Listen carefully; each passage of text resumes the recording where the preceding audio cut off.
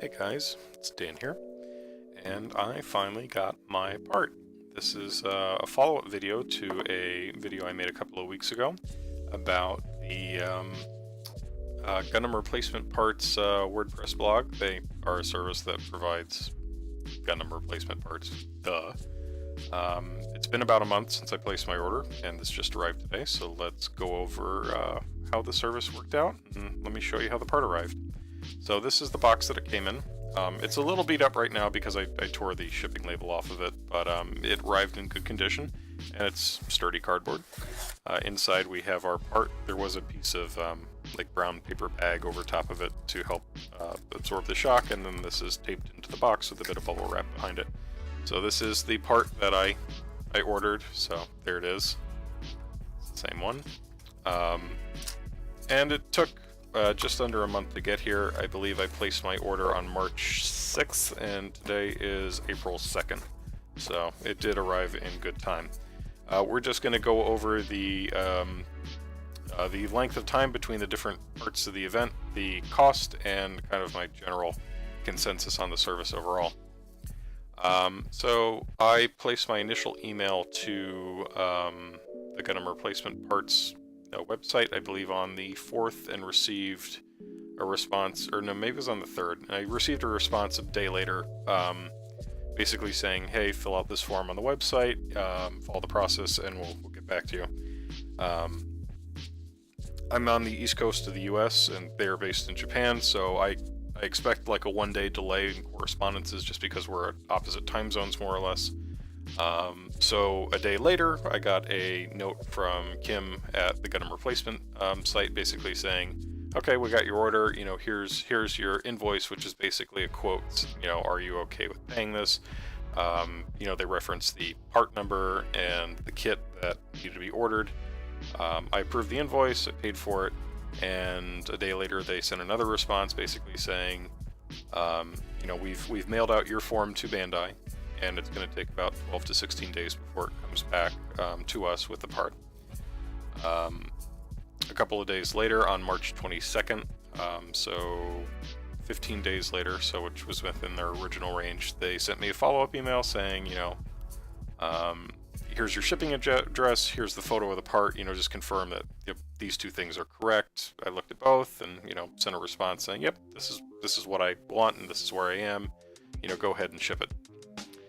Day after that, I got another email just saying, hey, it's been shipped, and they provided two links, one to the tracking in Japan and one to the tracking in the US, which was a really nice gesture because it's a lot easier than looking at both sites separately. You can just click on one and then click on the other. And then today, April 2nd, the kit finally arrived. So it took 10 days from the time it left Japan to the time it arrived on my doorstep in New York on the east coast of the United States. So that's about on par with the international shipping that I have experienced so far. So that's good.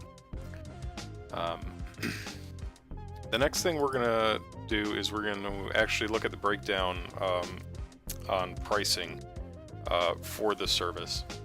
Now, I got an invoice, you know, the day after I submitted my order for him. So that's basically, you know, this is the quote for our service, you know, look at this and approve it. So I knew exactly how much I was going to be paying for the service at the time I, you know, approved the order, basically.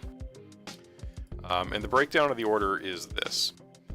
And this is on a day where the yen to USD exchange rate was 102.03 yen to 1 USD, so my total order was about $23.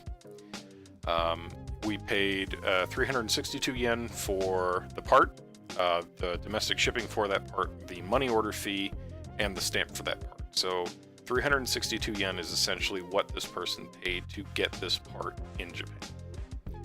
I paid 700 yen for international shipping.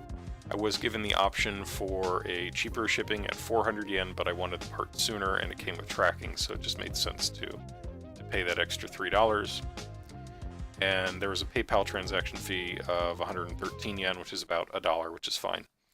The real kick in the pants was actually the service fee that this website charged, which was 1,200 yen, so about $12. It's debatable whether the service that they're providing is worth $12. I'm not really going to argue that. I'm just saying, that's how much you're going to pay, and that was the lion's share of this order's cost. It was more than half of my total order. So yeah, my total bill for this was 2,375 yen, or approximately $23.28. I paid for it, I knew what I was paying for, and the service that arrived, the individual I spoke with from the website was very quick to respond within the time zones, was polite and professional, and all the things that you kind of expect as a baseline for companies to be these days. My final consensus for this whole service is it's a tough one to recommend, not because the service didn't do what it said it was going to do, but due to the price of the service. From a personal perspective, I would rule out ever using this service on any sort of kit, like I'd say probably under $100 if I had to guess. Just because, like, for $23, you can buy a whole HG kit. So if you break something on your HG, just buy another one. It's going to be cheaper, or it's going to be close. Same thing with lower end master grades. I mean, if you break something on a $50 master grade, you're probably going to wind up paying about half as much again for that kit to get a single part. So why not just go out and buy a second kit and maybe part that kit out? I've done similar things in the past when I've needed to. That might make more sense. Really, the only way I could see using this service are in two circumstances. One, you break a part on a really expensive kit, like my Perfect Grade here, or two, you wait until you have, a dozen parts that are broken and need to be replaced, and then you just, spread that service fee out across multiple kits, or you pull your friends together and, maybe you've lost a dozen parts between you. You use the service that way. But it's a really tough pill to swallow when you're eating $12 in service fees. So I guess my final recommendation is, use your brain.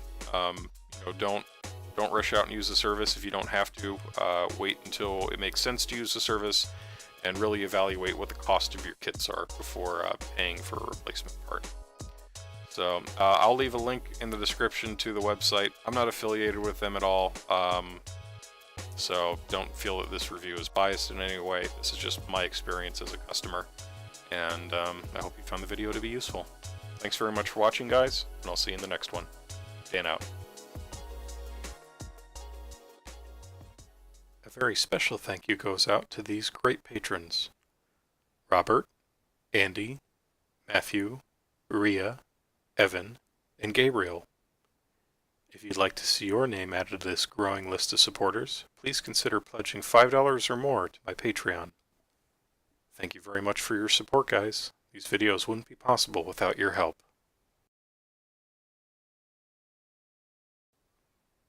Thanks for making it all the way to the end of the video. If you haven't already, like, comment, and subscribe.